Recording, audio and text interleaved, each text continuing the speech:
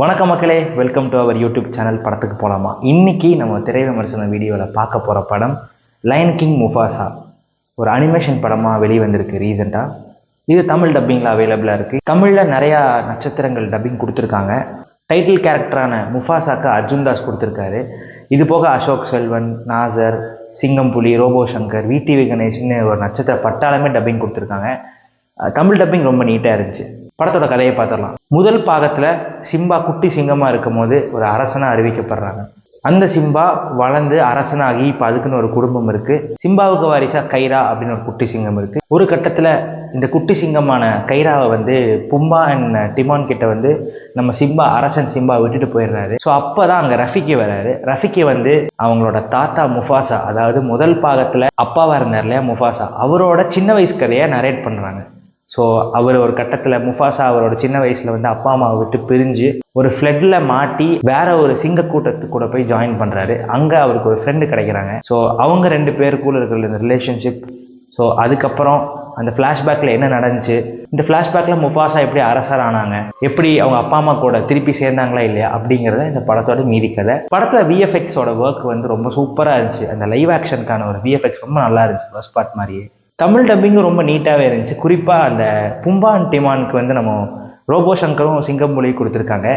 அவங்க ஃபஸ்ட் பார்ட்லேயே கலக்கிட்டாங்க. அதே மாதிரி இந்த படத்துலேயும் காமெடி கவுண்டர்ஸில் ரொம்ப சூப்பராகவே ஒர்க் பண்ணியிருந்தாங்க. இது போக விடிவி கணேஷ் ரஃபிக்கு டப்பிங் கொடுத்துருப்பாரு. அவரோட ட்ரேட்மார்க் டைலாக்லாம் சொல்லியிருந்தாரு. அதெல்லாம் தேட்டரில் ஒரு காமெடி மூமெண்ட்டாக நல்லா ஒர்க் ஆச்சு. இந்த படத்தில் யூஸ் பண்ண அந்த சாங்ஸ் எல்லாமே கொஞ்சம் டப்பிங்கில் இன்னும் கொஞ்சம் பெட்டராக பண்ணியிருக்கலாம் அப்படின்னு நான் கொஞ்சம் தோணுச்சு. குறிப்பாக செகண்ட் ஹாஃபில் ஒரு எமோஷ்னல் சீன் மாதிரி ஒன்று வருது. அப்போது ஒரு லவ் சாங்கும் வருது, ஒரு பிரேக்கப் சாங் வருது. அது ஏன் நீங்கள் படம் பார்த்து தெரிஞ்சுக்கோங்க. அந்த சாங் சிச்சுவேஷன் நல்லா அமைஞ்சுது. அந்த சாங் இன்னும் கொஞ்சம் லிரிக்ஸ்லாம் கொஞ்சம் பெட்டராக பண்ணியிருந்தாங்க அப்படின்னா நல்ல அந்த சிச்சுவேஷனுக்கு ஏற்ற ஒரு சாங்காகவே அமைஞ்சிருக்கும். ஃபர்ஸ்ட் ஹாஃபில் கதை ஸ்லோவாக ஆரம்பிக்குது. அதுக்கப்புறம் அந்த முஃபாசாவோட கதை ஆரம்பித்த உடனே ஒரு மாதிரி இன்ட்ரெஸ்டிங்காக போகுது. ஃபர்ஸ்ட் ஹாஃப் முடிஞ்சு செகண்ட் ஹாஃப் ஸ்டார்ட் ஆகும்போது அந்த ஃப்ளாஷ்பேக்கில் நடக்கக்கூடிய அந்த முஃபாசாவோட அந்த குடும்பத்துக்கும் ஒரு எதிரி சிங்க கூட்டமான இன்னொரு கூட்டம் இருக்கும், அவங்களுக்கும் நடக்கிற அந்த கான்ஃப்ளிக்ட் தான் செகண்ட் ஹாஃப் இருந்துச்சு. ஸோ கடைசியில் இவர் எப்படி சேர்ந்தார் அப்படிங்கிறத மீதி கதை. நம்மளை பொறுத்த வரைக்கும் இந்த படம் ஒரு குழந்தைகளுக்கான ஒரு படம்.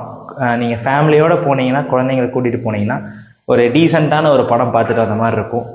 ஃபர்ஸ்ட் பார்ட் அளவுக்கு எனக்கு இது பெருசாக ஒர்க் ஆகலை. பட் ஸ்டில் இது ஒரு டீசெண்டான படம்னு நான் சொல்லுவேன். தமிழ் டப்பிங்கும் கொஞ்சம் நீட்டாகவே இருந்துச்சு. இந்த படத்துக்கு நம்ம கொடுக்கக்கூடிய ரேட்டிங் 2.75 stars out of 5. மீண்டும் மற்றும் இதே மாதிரி இன்னொரு திரை விமர்சன வீடியோவில் உங்களை காணும் வரை உங்களிடமிருந்து விடைபெறுவது உங்கள் சுதர்ஷன். வணக்கம்.